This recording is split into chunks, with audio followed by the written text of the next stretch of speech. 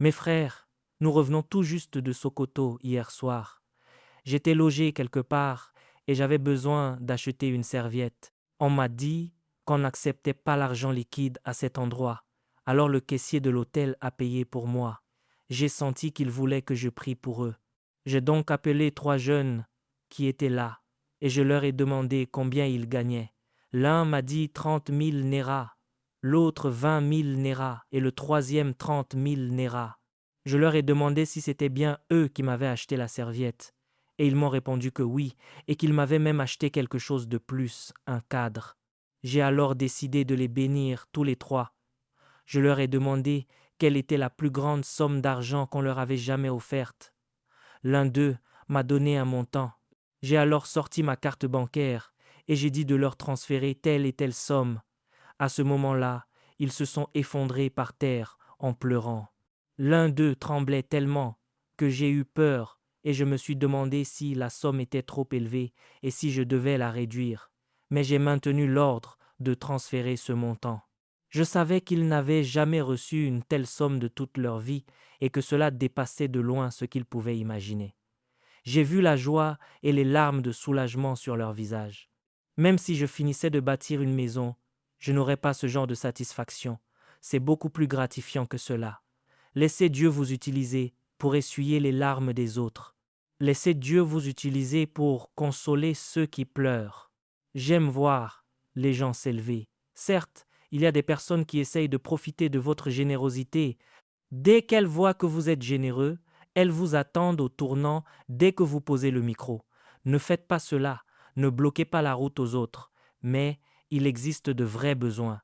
Il y a des familles pour qui 100 000 néras suffirait à essuyer les larmes de 7 personnes. Le but de la bénédiction, c'est que nous soyons une bénédiction pour les autres. C'est cela l'essence même du message.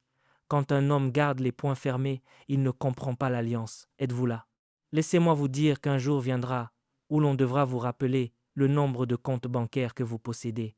Il y a des personnes assises ici qui en sont déjà à ce stade.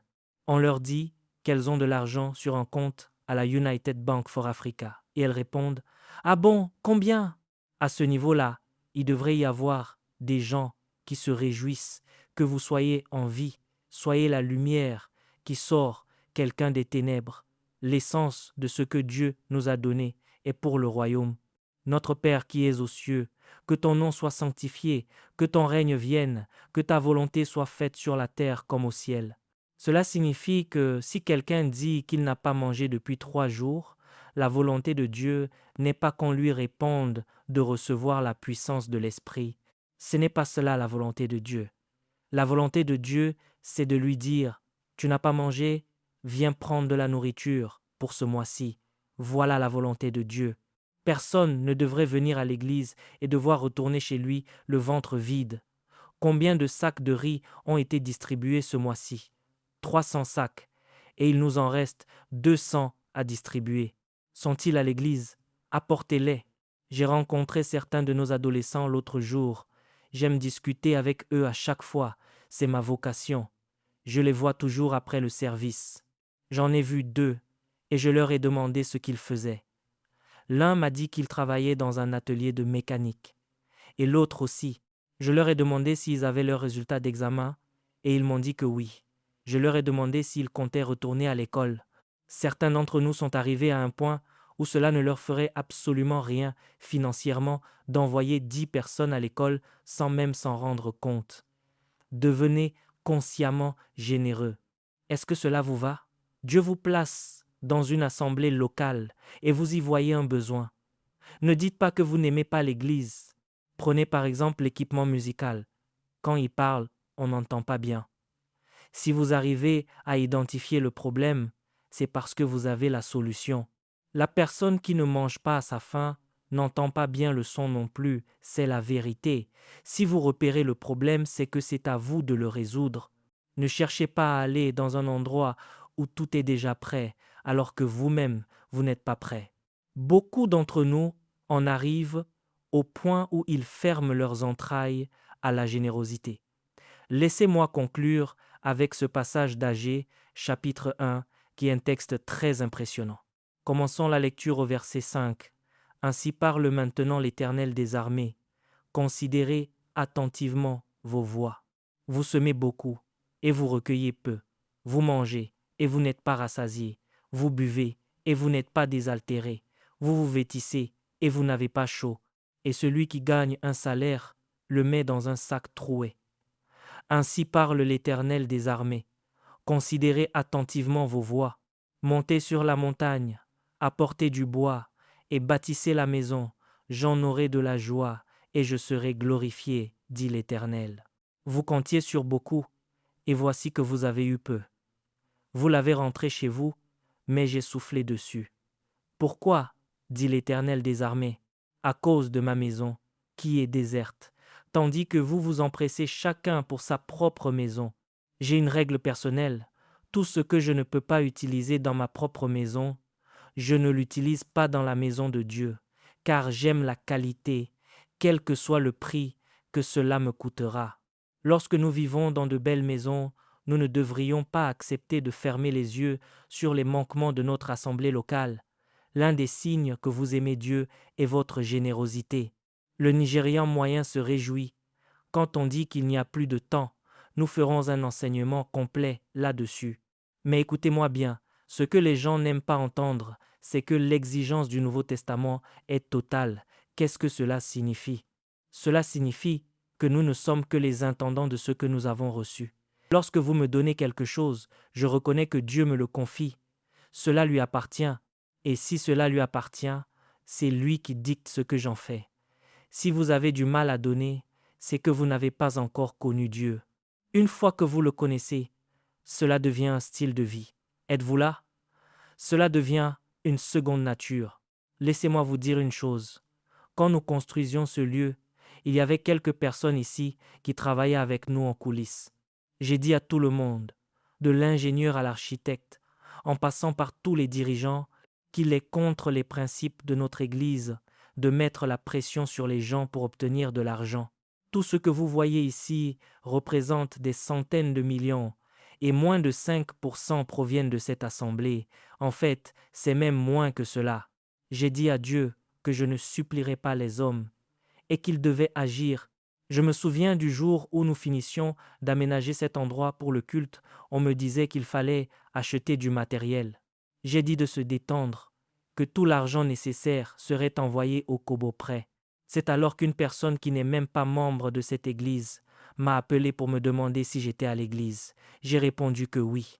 Elle m'a dit qu'elle voulait venir voir nos installations et qu'elle souhaitait soutenir l'œuvre en offrant 50 000 $. C'est ainsi que nous avons réglé les dépenses. Et laissez-moi vous dire ceci. Si vous continuez à vivre votre vie en considérant que ce qui se passe dans votre assemblée locale ne vous concerne pas, Dieu donnera la capacité financière à une autre personne pour accomplir le travail. Votre assemblée locale et votre famille spirituelle, vous n'êtes pas seulement des bénéficiaires de la parole, vous devez aussi être une bénédiction. Que l'on me montre une seule vidéo de moi en train de manipuler les gens pour de l'argent. Je cours pour préserver ma vie et mon intégrité. Si vous me donnez de l'argent, je trouverai même un moyen de ne pas le dépenser, juste pour la clarté de ma conscience. Mais nous devons disposer notre cœur à être passionnés. On fait venir des bus pour amener des étudiants depuis Abuja et certains demandent combien cela coûte. Combien d'entre vous savent comment les choses fonctionnent réellement à l'église? Certains viennent juste pour profiter de l'ambiance et s'asseoir.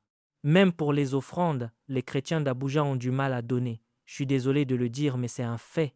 Et d'un autre côté, je ne suis pas si désolé, car il y a des jours où il faut apporter des corrections. Certains ont du mal à donner, alors que Dieu les a élevés d'un niveau à un autre. Certains n'ont pas donné d'offrande dans cette église depuis qu'ils l'ont rejointe il y a des mois, pas une seule fois. Ils oublient toujours. Ce n'est pas la mentalité de la bénédiction. Au-delà du fait de donner à l'église, vous devez vous intéresser à vos frères et sœurs en Christ. Remarquez par exemple, si une personne porte toujours la même paire de chaussures, il y a une manière de donner aux gens sans leur faire honte. Ce n'est pas en les humiliant qu'on donne. Vous emballez le cadeau proprement, vous allez voir la personne et vous lui dites que vous avez pensé à elle. C'est ainsi que votre lumière brille devant les hommes. Ils iront rendre gloire à votre Père qui est dans les cieux, et votre Père vous rendra la gloire à son tour. C'est ainsi que cela fonctionne. J'étais à Sokoto pendant 3 jours cette semaine. Je leur apportais des corrections. Il fut un temps où les chrétiens du Nord étaient très engagés. Un jour, il pleuvait et l'eau s'infiltrait par le toit. J'ai dit, vous êtes dans une église qui fuit, alors que votre chambre à coucher est étanche, et vous trouvez cela normal. C'est incorrect. Écoutez, Abraham a seulement vu ces hommes passer. Il n'y avait pas d'étiquette sur leur tête indiquant qu'ils étaient des anges, mais c'est sa culture de la générosité qui a transformé la promesse en bénédiction, développé cette culture. Laissez-moi vous dire ceci. Si vous me suivez régulièrement, vous voyez bien que j'apporte des enseignements de correction de temps en temps. Et si vous pensez que j'enseigne cela ce matin parce que je veux prendre votre argent, gardez-le dans votre poche.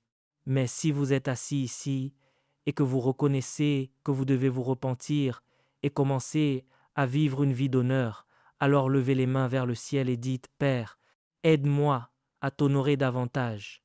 Aide-moi à comprendre le protocole de la bénédiction. Aide-moi à comprendre le modèle de la bénédiction.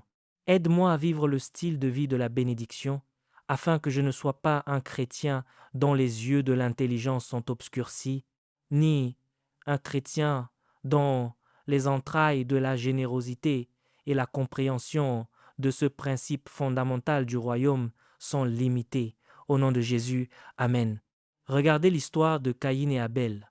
Premièrement, nous comprenons que Dieu a accepté l'offrande d'Abel parce qu'il a d'abord accepté Abel lui-même. Mais si vous regardez l'histoire attentivement, vous verrez que lorsque Abel a donné, il y avait une description précise de son offrande, tandis que pour Caïn, c'était général. Si vous honorez vraiment Dieu, chaque fois que vous vous présentez devant lui, soyez intentionnel et considérez votre don comme un acte d'adoration. C'est à dire, soyez intentionnel. Ne donnez pas à Dieu ce qui vous reste. Faites-lui une place d'honneur dans votre cœur. Là où se trouve le trésor d'un homme, c'est là aussi que se dirigeront ses ressources. Êtes-vous avec moi? Je vous enseigne une vie chrétienne intentionnelle. Si je vous ai enseigné d'autres vérités et que vous avez cru que Dieu m'avait envoyé, alors croyez-moi aussi quand je vous parle du don, car je vous parle de la part du Seigneur. Malheureusement, certains chrétiens s'attirent les difficultés qu'ils traversent parce qu'ils n'aiment que les choses qui satisfont leurs propres désirs. Lorsqu'ils entendent des messages qui vont dans le sens qui les arrange, ils s'exclament que c'est un grand homme de Dieu. Mais si vous leur enseignez le don, ils vous critiquent en disant que l'Église ne parle que d'argent. Pourtant, j'ai abordé bien d'autres sujets avant d'en venir à celui-ci. Au nom de Jésus-Christ de Nazareth, écoutez-moi. Jésus a dit que si ces hommes se taisent, Dieu fera crier les pierres. Il n'y aura aucun besoin que quelqu'un vous remplace, et j'aimerais entendre un grand amen à cela. Parce que l'œuvre à laquelle Dieu vous a appelé, vous l'accomplirez et vous ne perdrez pas votre position prophétique. S'il y a quelqu'un ici qui souhaite donner chaque fois qu'une occasion se présente mais qui n'en a pas les moyens, que le Seigneur ouvre pour lui les écluses des cieux. Il vous donnera la graisse de la terre et l'Évangile progressera grâce à votre compte bancaire. Regardez-moi, frères et sœurs. Un jour viendra où je poserai définitivement ce micro. Nous nous tiendrons tous devant Dieu et il ne sera plus question de la marque de chaussures que je portais ou de la qualité de mon costume. Il sera question de mon intendance, de ce que j'ai fait avec ce que Dieu m'avait confié. Il ne sera pas question de la réputation des écoles où mes enfants sont allés, mais de la fidélité avec laquelle j'ai reconnu Dieu comme Dieu. La Bible dit que, comme ils n'ont pas jugé bon de garder la connaissance de Dieu, Dieu les a livrés à leur sens réprouvé pour faire des choses qui ne conviennent pas. Retournons à une vie de croyants généreux. Laissez-moi vous dire une chose qui différencie souvent le monde islamique du monde chrétien. On leur enseigne la solidarité. Vous pouvez voir un riche commerçant s'asseoir avec 6 personnes ordinaires pour manger dans le même plat. Mais certains chrétiens, dès qu'ils touchent 100 000 néras, construisent de grandes barrières autour de chez eux. Comment pouvez-vous convaincre des personnes qui sont prêtes à donner leur vie? Je leur ai dit que je serais plus fréquent dans le nord parce qu'ils ont besoin d'encouragement. On dit souvent que les gens n'aiment pas y aller par peur, mais j'irai en novembre à Kano pour organiser une réunion encore plus grande. C'est cela le christianisme. Un jour, Jésus reviendra et je n'emporterai rien au ciel. Je suis venu nu dans ce monde et je repartirai nu. Comprenez le contexte de ce que Dieu vous a donné. Vous êtes béni pour être une bénédiction. Si vous n'êtes pas une bénédiction, vous n'êtes pas béni. Un point, c'est tout.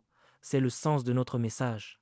C'est pourquoi, dès aujourd'hui, vous recevrez bien au-delà de vos propres besoins et vous serez capable de distribuer autour de vous. Grâce à votre vie, quelqu'un sera relevé. Grâce à votre vie, quelqu'un saura que Dieu existe réellement. Grâce à votre vie, des personnes surmonteront les tribulations. Grâce à votre vie, l'Évangile progressera et de nombreuses âmes seront sauvées parce que vous êtes partenaire de la bonne nouvelle. C'est accompli. Merci d'avoir regardé cette vidéo. N'oubliez pas de télécharger notre livre Les Généraux de Dieu pour davantage connaître l'histoire de ces Généraux de Dieu. C'est plus de 100 histoires inspirantes, 25 biographies à l'intérieur. Que Dieu vous bénisse abondamment.